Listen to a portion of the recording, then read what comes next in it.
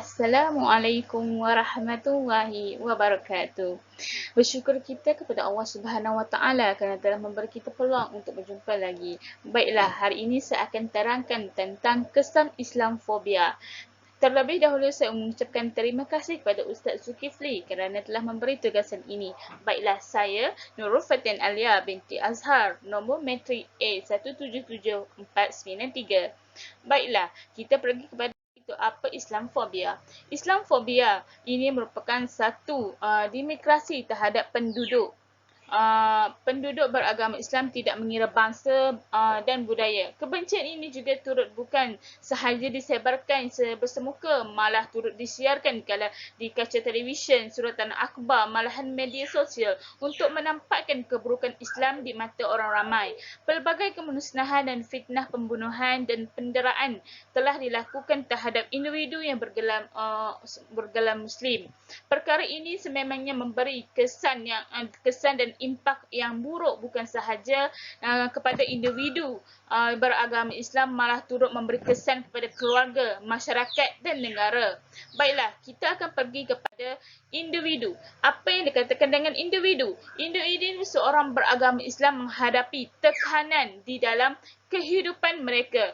Tekanan ini perasaan yang dinyatakan adalah seperti stres dan kemurungan.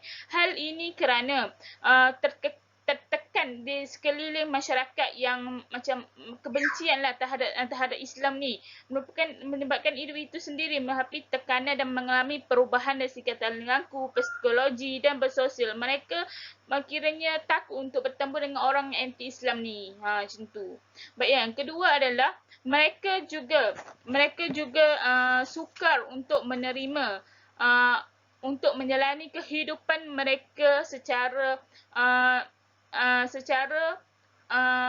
disebabkan berlakunya dimigrasi. Segala urusan seperti jual beli, meminta pertolongan dan sebagainya terganggu apabila penduduk dengan sikap Islamfobia ini tidak mahu berurusan dengan mereka. Ini juga asasi mereka juga sering dinafikan kerana sebab mereka ni umat Islam. So jadi diorang ni tak nak macam tak nak untuk macam tak kiranya hak asasi ni macam diorang ni tak ambil kisah lah macam tu. Sebagai contoh seperti di Perancis yang melarang wanita Muslim untuk bertudung macam tu. Perkara ini menjadikan tiada tempat lah untuk orang-orang Islam ni macam tu. Tak selamat lah bagi orang Islam ni macam tu. Ini menunjukkan bahawa sifat Islamfobia ini telah menyebabkan kesulitan dan kesukaran dalam kehidupan umat Islam itu sendiri. Kerana perkara ini tidak wajarlah kerana semua hak manusia harus memberi kebebasan dan layanan yang sama kan. Tapi disebabkan Islamfobia ni hak individu sendiri pun dinafikan macam tu. Baiklah, kita pergi kepada keluarga. Apa yang dikatakan dengan keluarga? Keluarga Islam ini cenderung untuk dipulaukan oleh masyarakat. Perkara ini disebabkan berlakunya oleh masyarakat. Perkara ini berlakunya kebanyakan berlaku pada umat Islam lah yang menetap di negara jiran. Majoritinya umat Islam yang anti pada Islam ni sangatlah cenderung dan dipulaukan oleh mereka macam tu.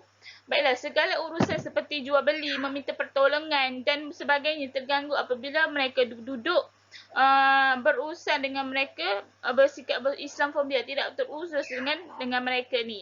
Baiklah, mereka juga cenderung kepada menjadi target sasaran bagi kumpulan ini, menjadi target sasaran bagi kumpulan Islamfobia, menjadikan mereka takut untuk bergaul dan untuk bersosial. Baiklah, kita pergi kepada masyarakat. Aspek pengerjaan juga masalah dimigrasi bagi umat Islam. Akan berlaku dimigrasi masyarakat. Orang Islam seperti hak-hak orang Islam sebagai hadiah seseorang ahli masyarakat tidak akan dipedulikan. Ahli masyarakat juga akan tidak beramal mesra dan tidak menghormati agama Islam sebagai jiran tetangga dengan menghina, melakukan gangguan terhadap orang Islam dan tidak menghulurkan bantuan kepada orang Islam ni. Kiranya kalau orang Islam susah ni, diorang pun macam tak kisahlah macam tu. Penafian hak agama Islam ini juga di tempat orang awam seperti kedai dan tempat ibadat, disediakan kawasan awan atau gangguan tempat mereka terhadap Islam ni. Kiranya masyarakat Islam ni kan yang duduk ni, diorang macam orang yang anti-Islam ni, diorang macam akan ganggu hak-hak masyarakat ni, orang Islam ni. Contohnya diorang akan bakar tempat ibadat, diorang akan pukul, diorang akan bunuh macam tu. diorang menganggapkan sebab orang menganggap Islamofobia ni sebagai pengganas kan. Sedangkan Islam ni kan bukan pengganas macam tu. Baiklah, kita pergi kepada negara. Negara ini menunjukkan kebencian terhadap negara barat dan terdapat beberapa kes keganasan atau kelutupan yang berlaku dilakukan oleh negara barat itu sendiri, menyebabkan negara barat tidak selamat dan bagi penduduk beragama Islam. Kerananya mereka ni kalau penduduk luar negara kan ni, kita boleh cakap sekarang lah, boleh kita bagi contoh adalah negara Palestin kan, agama Islam. Diorang menganggapkan agama Islam ni pengganas macam tu. Mereka ni akan bom rumah dia, diorang akan kacau macam tu. Lepas tu penulis sebagai kalangan pemimpin barat menyebabkan mereka mengambil tindakan agresif dengan mengharamkan kemasukan imigrasi Islam ke negara barat seperti yang berlaku 2016, iaitu apabila Donald Trump memenangi pilihan raya di Amerika Syarikat, menyebabkan mereka melaksanakan dan mengharamkan imigrasi ke negara Amerika Syarikat. Ini mungkin menyebabkan sebabkan mereka macam menganggap Islam ni pengganas kan.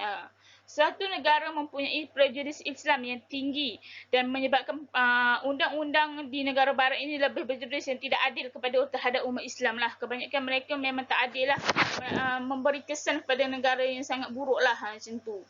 Baiklah, kita kesimpulan pada kesan Islamofobia ni, sepatutnya seorang Muslim kita wajib mempertahankan agama Islam daripada dihina, dicaci oleh pihak-pihak yang tidak bertanggungjawab.